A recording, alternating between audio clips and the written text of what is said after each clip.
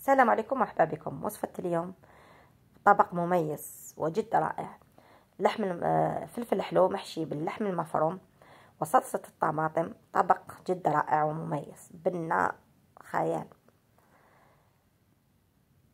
نجيب اللحم المفروم تاعي ولا الدجاج، ندير له ملح، فلفل كحل، بصل، معدنوس وروز مغلي كنت غليته وضفته له. وهذا ما كان. من جهة نجيب فلفل تاعي شللته ونحيت له الزريعة وحطيته بجهة.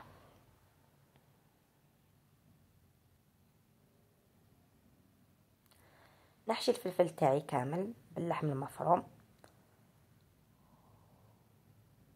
نعمره مليح، ونكون خيطت فلفل الحلو اللي يجي مستقيم طويل ماشي معوج باش يتعمر مليح.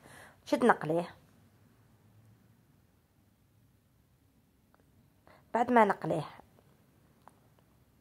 نخليه يبرد وننقيه، ونكون جهزت صلصة الطماطم اللي عندي في الفيديوهات السابقة. نتمنى تجربوها وتشوفوها ونقدمه في صحن التقديم.